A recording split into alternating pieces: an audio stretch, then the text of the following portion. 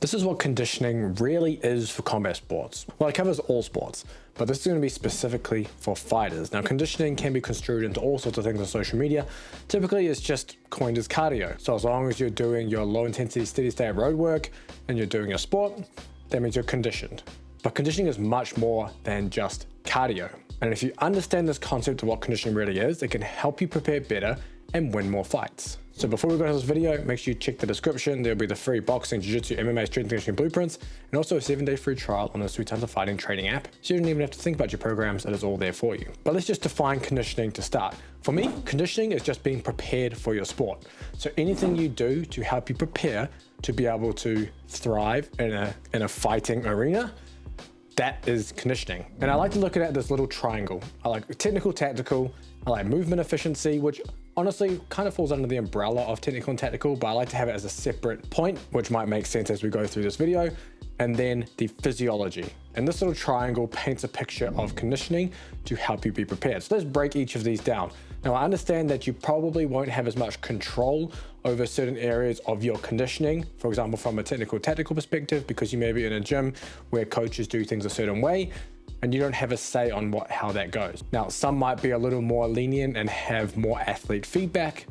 And if that's the case, maybe there are ways that you can work some of these principles into your training, or if you have some more time where you're able to train yourself or with some partners, perhaps that is where you can use some of these ideas. So this is how you set up technical tactical training to set yourself up for success. And I think the easiest way to visualize this is to take a look at this little graph here. I adapted from Warren Young's papers, and it's breaking down the components of agility. And if you look at the components of agility, it's really the underpinning technical, tactical, aspects of performance in combat sports, specifically the cognitive factors. And in order to develop true agility, which is defined as a rapid change in velocity in response to a sport-specific stimulus, then you need to be able to structure training so you're able to improve these factors. Now, typically when people think of agility, they think, okay, fast feet, agility ladders, flashing lights.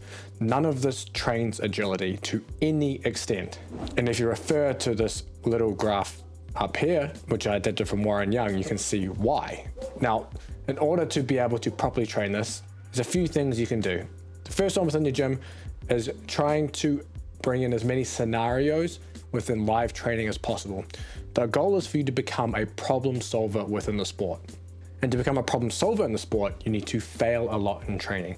And you need to be shown and be put in situations which may occur during a fight. And you must be in every situation you can think of possible and figure out ways to get out of or take advantage of certain situations. Now, jiu-jitsu does this quite well because there's a lot of positional sparring. There is a lot of constraints that approach now making its way into jiu-jitsu. So you're able to problem solve on the fly. And it's a sport that allows you to go 100% and not sustain much damage. For striking arts and MMA, however, it's a little different, but that doesn't mean you can't use these principles. For example, you may be having a smaller octagonal ring, a larger octagonal ring. You may have certain opponents only allowed to use certain techniques. You may be changing the tempo. You may have opponents that pressure a lot.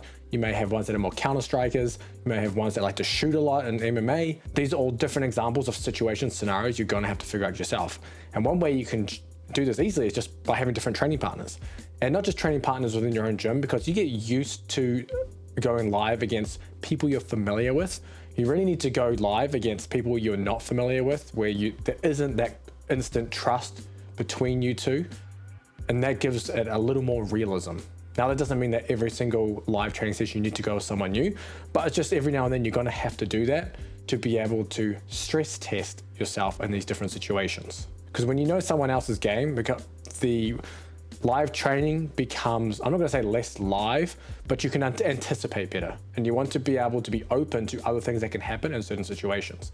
Now, if we go through our cognitive factors, anticipation, visual scanning, knowledge of situation, and pattern recognition, these are all things that are developed through this live training and against different training partners. None of this is developed through agility ladders, footwork, and all the other nonsense that goes on. A really good example was Muay Thai, where there's a lot of what you would call, quote unquote, flow sparring or touch sparring.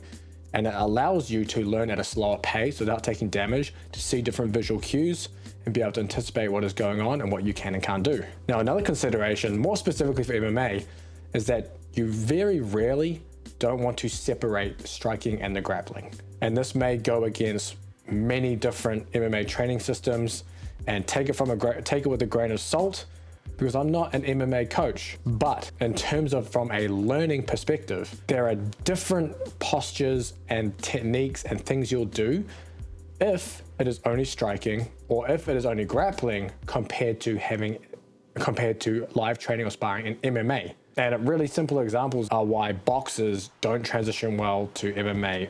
Really simple examples, you're not going to be standing fully upright in MMA because someone can shoot on you. Whereas in boxing, that's not a concern.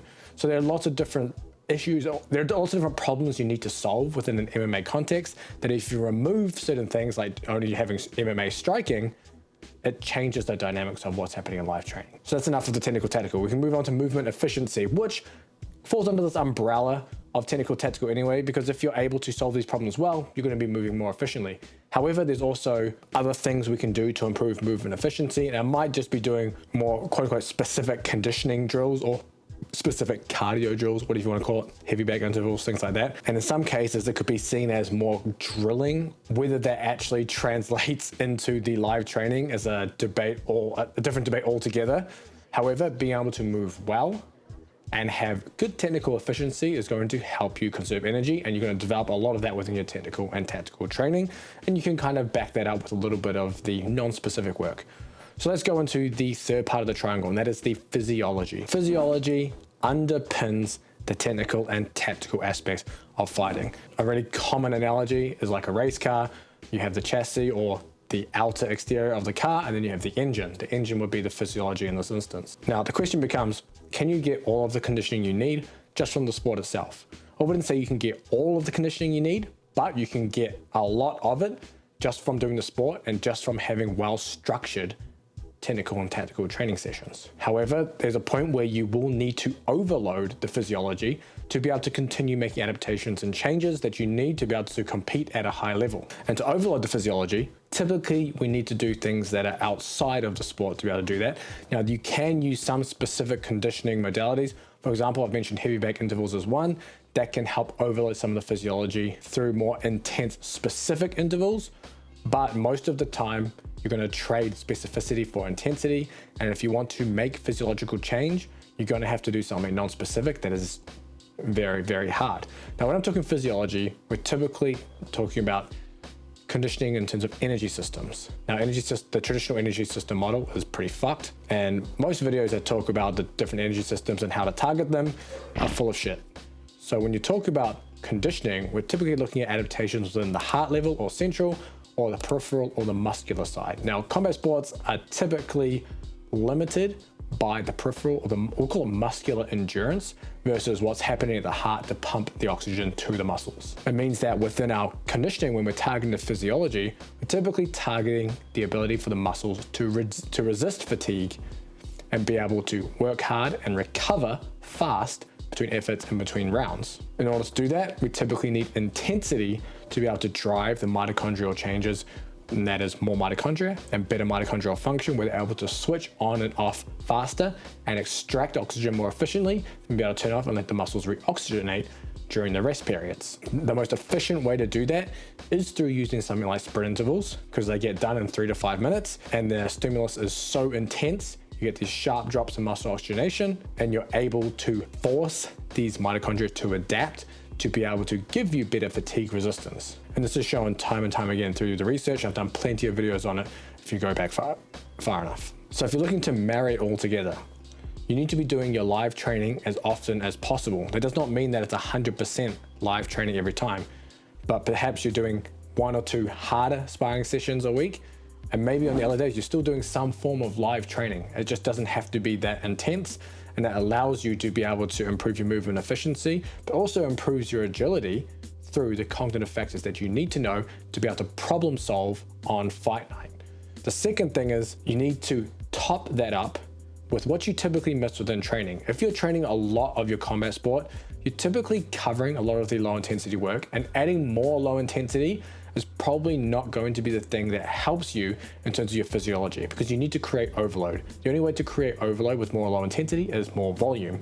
The problem with this is, one, you're probably don't have time for more volume. And 2, low intensity means typically bias adaptations towards the heart, and we want to bias adaptations towards the muscle. So it means when we want to overload the physiology within the training week, we're typically looking at the very high-end intensities, because this is typically what we're missing within our combat sports. And I can tell you now, nothing comes close to 100% maximal sprint intervals done on an off-feet cardio equipment in terms of how gassed you will feel versus, say, even a Shark Tank done within your combat sport, because there are always places you can rest. If you're very technically and tactically smart, there are places where you can slow down a bit, speed up, etc. And you can manage your energy well. There's no managing your energy within off-feet sprint intervals, and that is why we use it to target the physiology within our conditioning. If you want to go deeper on the physiology side of your conditioning for your combat sport, make sure you watch this video next. Cover everything you need to know.